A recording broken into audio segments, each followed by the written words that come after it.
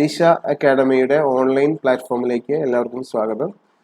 നമ്മുടെ series of English സെഷനുകളിൽ നമ്മൾ സെന്റൻസ് ഇംപ്രൂവ്മെന്റിന്റെ അഥവാ ഇംപ്രൂവ്മെന്റ് ഓഫ് സെന്റൻസസ് എന്ന ടോപ്പിക്കിലെ ഏറ്റവും പ്രധാനപ്പെട്ട ഒരു ടോപ്പിക്കിലെ രണ്ടാമത്തെ പാർട്ടാണ് നമ്മൾ ഇന്ന് ഡിസ്കസ് ചെയ്യുന്നത്. അതുമായി ബന്ധപ്പെട്ട കുറച്ച് ക്വസ്റ്റ്യനുകളും അതിന്റെ റിലേറ്റഡ് കോൺസെപ്റ്റ്സുകളും എക്സ്പ്ലനേഷൻസുമാണ് നമ്മൾ ഇന്നത്തെ ക്ലാസ്സിൽ ഡിസ്കസ് ചെയ്യുന്നത്. കഴിഞ്ഞ പാർട്ട് 1 നമ്മൾ സെന്റൻസ് ഇംപ്രൂവ്മെന്റിൽ തന്നെ കുറെ കോൺസെപ്റ്റുകൾ, ബേസിക് ആയ ഐഡിയാസ് നമ്മൾ ഷെയർ ചെയ്തിരുന്നു. സോ നമുക്ക് നമ്മുടെ ക്വസ്റ്റ്യനിലേക്ക് പോകാം.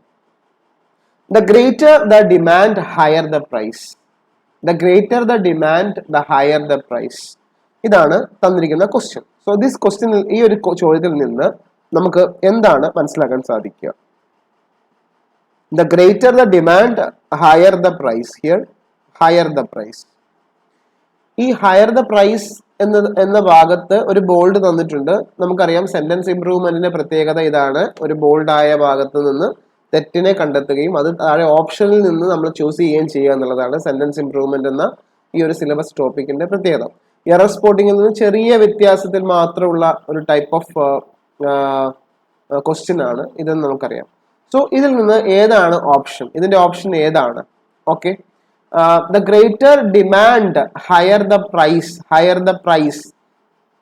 Here greater demand the higher is correct. The higher, the greater demand the higher is correct. So നമുക്കറിയാം is a comparative degree. As a comparison അല്ലേ, there's a ഒരു കമ്പാരിറ്റീവ് ഡിഗ്രി ആണ് ഇവിടെ ഉള്ളത്. ഇത് കമ്പാരിറ്റീവ് ഡിഗ്രിയിൽ വരുന്ന ഒരു ആഡ്വേർബ് ആയിട്ടാണ് യൂസ് ചെയ്യുന്നത്. നമുക്കറിയാം ഇംഗ്ലീഷിലെ ഡിഗ്രീസ് ഓഫ് കമ്പാരിസൺ, നമുക്കറിയാം degrees of comparison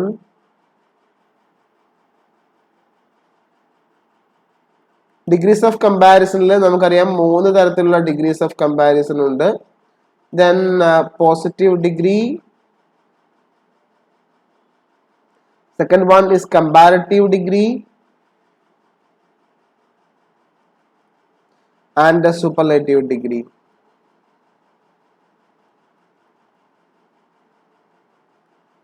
okay, positive degree, comparative degree and superlative degree. ഇതിൽ തന്നെ നമുക്കറിയാം പോസിറ്റീവ് ഡിഗ്രി എന്ന് പറയുന്നത് ഒരു വ്യക്തിയെയോ ഒരു വസ്തുവിനെയോ തമ്മിലുള്ള ഒരു വ്യക്തിയെയോ ഒരു വസ്തുവിനെയോ മാത്രം നമ്മളെടുത്ത് അതിനെ നമ്മൾ എന്ത് ചെയ്യുന്നു, ആ കാര്യത്തെ കുറിച്ച് പറയുന്നതിനെയാണ് നമ്മൾ പോസിറ്റീവ് ഡിഗ്രി എന്ന് പറയുന്നത്. ആൻഡ് കമ്പാരിറ്റീവ് ഡിഗ്രി എന്ന് പറയുന്നത് രണ്ട് വ്യക്തികളെയോ രണ്ട് വസ്തുക്കളെയോ കമ്പാരിസൺ ആയിട്ട് നമ്മൾ സംസാരിക്കുമ്പോൾ അല്ലെങ്കിൽ നമ്മൾ പറയുന്നതിനെയാണ് നമ്മൾ എന്ത് പറയുന്നത്, കമ്പാരിറ്റീവ് ഡിഗ്രി എന്ന് പറയുന്നത്. ദെൻ സൂപ്പർലേറ്റീവ് ഡിഗ്രി എന്ന് പറയുന്നത് ഒരു വ്യക്തിയെയോ ഒരു വസ്തുവിനെയോ അനേകത്തിലൊന്നായിട്ട്, അനേകം ആളുകളിലോ അല്ലെങ്കിൽ അനേകം വസ്തുക്കളിലോ ഒന്നായിട്ട് നമ്മൾ കമ്പയർ ചെയ്ത് പറയുമ്പോഴാണ് നമ്മളതിനെ സൂപ്പർലേറ്റീവ് എന്ന് പറയുന്നത്. ഇവിടെ ഈ സെന്റൻസ് ഡിമാൻഡിനെ കുറിച്ചും പ്രൈസിനെ കുറിച്ചും പറയുന്നു. At the same time this sentence is about a comparison. ഇതൊരു കമ്പാരിസൺ ആണ്. So the correct answer is the higher. The higher. The greater എന്ന് ഇവിടെ ഓൾറെഡി തന്നിട്ടുണ്ട്. സോ ഇവിടെ ദ ഹയർ എന്ന് വന്നിരിക്കണം. നമുക്കറിയാം ദ എന്ന ആർട്ടിക്കിളും ഇതിനകത്ത് ഒരു കണ്ടന്റ് ആയി വന്നിട്ടുണ്ട്. ഇംഗ്ലീഷിൽ ദ എന്ന ആർട്ടിക്കിൾ ഉപയോഗിക്കുന്നത് നമുക്കറിയാം യുണീക്ക് ആയിട്ടുള്ളതോ ഐഡന്റിഫയബിൾ ആയിട്ട് നമുക്ക് തിരിച്ചറിയാനാവുന്ന നൗണുകൾക്ക് മുൻപിലോ ഒക്കെ നമ്മൾ ഉപയോഗിക്കും. പിന്നെ കമ്പാരിറ്റീവ് ഡിഗ്രിയിലും സൂപ്പർലേറ്റീവ് ഡിഗ്രിയിലും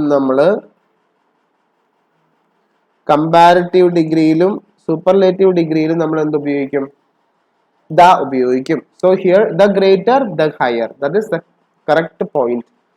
ഇപ്പൊ നിങ്ങൾക്ക് മനസ്സിലായിട്ടുണ്ടാവും എന്തുകൊണ്ടാണ് ഇവിടെ മൂന്നാമത്തത് ആൻസർ ആയി വന്നതെന്ന് നിങ്ങൾക്ക് ക്ലിയർ ആയിട്ടുണ്ടാവും എന്ന് വിചാരിക്കുന്നു. ദെൻ അടുത്ത ക്വസ്റ്റ്യൻ ആണ്, I prefer to ride than to walk. I prefer to ride than to walk. So here riding to walking, I prefer to riding to walking is correct. I prefer to riding to walking is correct. Okay, so here also I prefer to riding to walking is correct. നമ്മൾ പറഞ്ഞ കാര്യമാണ്. ഈ concept നമ്മൾ already discuss ചെയ്തിട്ടുള്ളതാണ്. So അതുകൊണ്ട് നമുക്ക് അടുത്തതിലേക്ക് പോവാം. The workers went on a strike asking for a better pay and service condition. The workers went on a strike asking for a better pay and service condition. ഇവിടെ എന്താണ് correct ആയിട്ട് വരേണ്ടത്? So here asking, here നമുക്ക് തന്നിരിക്കുന്നത് asking എന്ന ഭാഗത്തെ തെറ്റിനെ കണ്ടെത്താനാണ്. Options are requesting, demanding, needing, no improvement. So the workers went on strike. Went on strike. It means okay. It means that demanding is correct. ഇവിടെ demanding എന്നാണ് വരേണ്ടത്. Demanding. Demanding is correct. Demanding. The workers went on a strike demanding for better pay and service condition. So here എന്തുകൊണ്ട് ഇവിടെ asking ആയില്ല? നമ്മൾ പറഞ്ഞു asking ആയിക്കൂടെ എന്ന് വിചാരിക്കാം നമുക്ക്. ബട്ട് ആസ്കിങ് ആവാതിരിക്കാനുള്ള കാരണം എന്ന് പറയുന്നത് that means to ask for something. Ask എന്ന് പറയുന്നത് എന്തിനു വേണ്ടിയുള്ള അതിനെ നമ്മൾ പൊതുവായിട്ട് ആസ്ക് എന്ന് പറയും. That means ask the name, all these are. But അതൊരു കോൺസ്റ്റന്റ് ആയിട്ടുള്ള ഒരു കണ്ടീഷണൽ അല്ല എന്നുള്ളതാണ് പ്രത്യേകത. അതുകൊണ്ട് ആസ്കിങ് എന്ന വാക്കിനേക്കാൾ ഏറ്റവും ഡിമാൻഡിങ് അല്ലെങ്കിൽ ഏറ്റവും കമാൻഡിങ് ആയി നമ്മൾ ഉപയോഗിക്കാൻ പറ്റുന്നത് ഡിമാൻഡിങ് എന്ന വാക്കാണ്. ഡിമാൻഡിങ് എന്ന വാക്കിനാണ് ഏറ്റവും നല്ലത്. That means demanding is the right usage here. That means a firm. നമ്മളൊരു ഫേം ആയിട്ടുള്ള ഫേംലി എന്ന് പറയുന്ന ഒരു മീനിങ് ഇവിടെ നമുക്ക് ലഭിക്കുന്നുണ്ട് ഡിമാൻഡിങ്ങിന്. So the correct answer is demanding. Next question. The newspaper provides more international news than domestic news. നമുക്കറിയാം ഡൊമസ്റ്റിക് എന്നോ, വളരെ സിമ്പിൾ ആയിട്ടുള്ള ചോദ്യമാണ് ഇതൊക്കെ, വളരെ സിമ്പിൾ ആയിട്ടുള്ള ചോദ്യമാണ്. നമുക്കറിയാം നമ്മൾ ഫോറിൻ എന്നൊന്നും നമ്മൾ ഉപയോഗിക്കില്ല, ഡൊമസ്റ്റിക് എന്നൊന്നും നമ്മൾ ഇംഗ്ലീഷിൽ പൊതുവെ സെന്റൻസസ് ഫോമിൽ ഉപയോഗിക്കാറില്ല. ഇൻഡിപെൻഡന്റ് നമ്മൾ ഉപയോഗിക്കാറുണ്ട്. ഇറ്റ് മീൻസ് ദാറ്റ് ഇവിടെ ഇന്റർനാഷണൽ എന്ന് ഓൾറെഡി നമുക്ക് ഉപയോഗിച്ചൊരു ക്ലൂ തന്നിട്ടുണ്ട്. So here not domestic, it is national.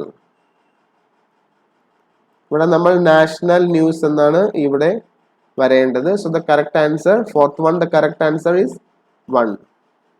Simple. Question number 5. The teacher was very angry at his student. The teacher was very angry at his student.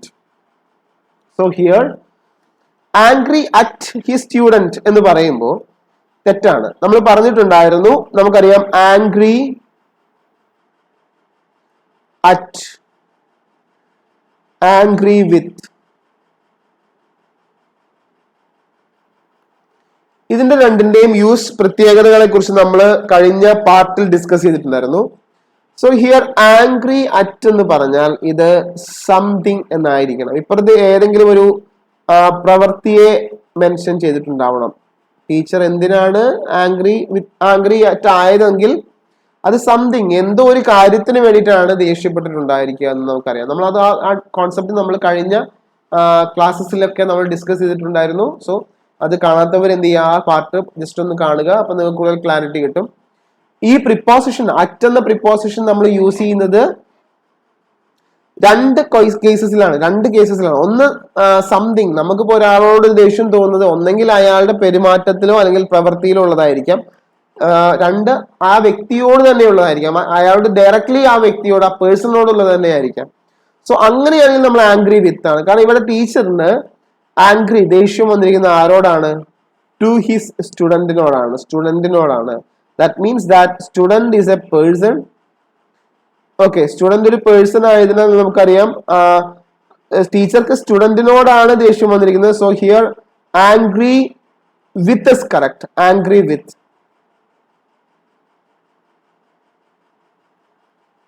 Okay, അപ്പൊ angry with എന്ന് ഉപയോഗിക്കുന്നത് എന്താണ്? Someone or somebody. ആരോടെങ്കിലും എന്ന് കാണിക്കാൻ, ആരോടെങ്കിലും ദേഷ്യം എന്ന് കാണിക്കാനാണ് നമ്മൾ ആംഗ്രി വിത്ത് ഉപയോഗിക്കുക.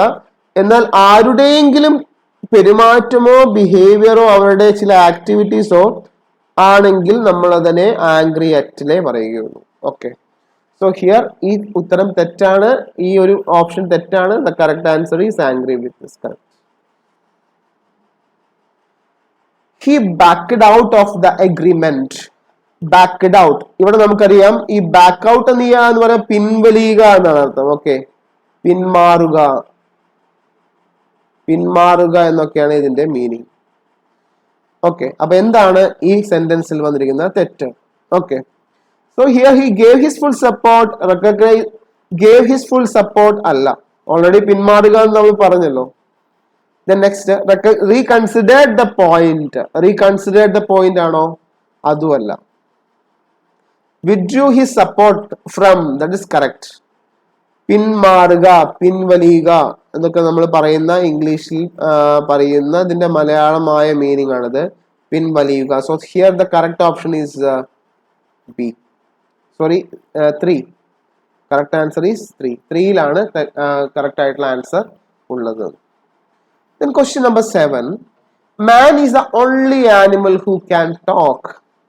Man is the only animal who can talk. Who can talk. So here, which is correct? നമുക്കറിയാം who is a relative pronoun.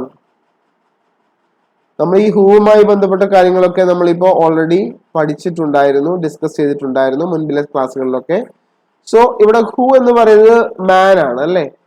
Man is the only animal who എന്ന് പറയുമ്പോൾ റിലേഷൻ കാണിക്കുകയാണ്. ഈ മനുഷ്യനും ഈ ഹൂവിനെ വെച്ചുകൊണ്ട് റിലേഷൻ കാണിക്കുകയാണ്.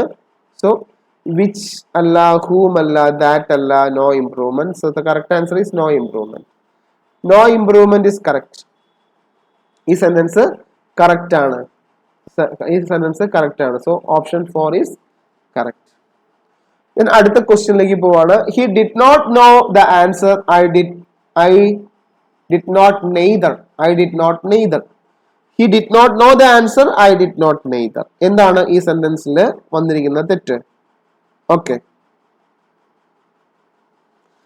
neither did is correct. Okay, neither did നമുക്കറിയാം ഈ സെന്റൻസിന്റെ പ്രത്യേകത എന്ന് പറയുന്നത് I did not neither അല്ല, neither did is correct. Okay, neither did നമുക്കറിയാം. നെയ്തർ, എയ്തർ എന്നൊക്കെ പറയുന്ന സെന്റൻസുകൾ, നെയ്തർ നോർ, എയ്തർ ഓർ എന്നൊക്കെ പറയുന്ന കൺജങ്ഷനുകളാണ്. ഈ കൺജങ്ഷനുകളൊക്കെ നമ്മൾ ആദ്യമാണ് യൂസ് ചെയ്യാറ്. നമ്മൾ എപ്പോഴും ഈ സെന്റൻസിൽ ഫസ്റ്റ് പൊസിഷനിൽ വന്നിട്ടാണ് ഈ സെന്റൻസിനെ ഒക്കെ നമ്മൾ ഒരുപാട് മെജോറിറ്റി കേസസിൽ നമ്മൾ ഇംഗ്ലീഷിൽ ഉപയോഗിക്കാറുള്ളത്. സോ ഇതിന്റെ correct answer is neither. Correct answer എന്ന് പറയുന്നത് നെയ്തർ ഡിഡ് ഐ എന്നുള്ളതാണ് correct answer. So here option A is correct. Option A is correct.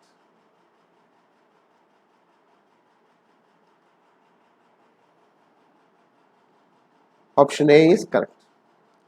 Then question number 9.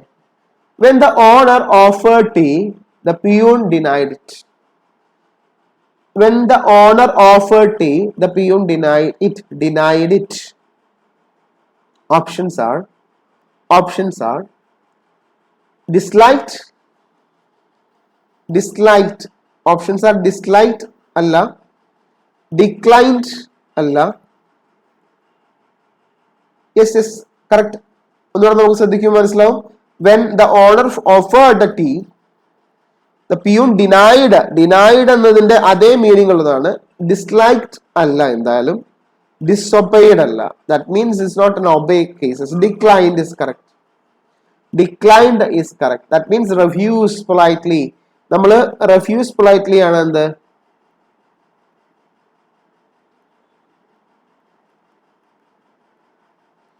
നമ്മൾ വളരെ പൊളൈറ്റ് ആയിട്ടൊരു കാര്യം നിരസിക്കുക എന്നുള്ളതാണ് ഡിക്ലൈൻഡ് എന്നതിന്റെ അർത്ഥം. Politely, polite, refuse politely.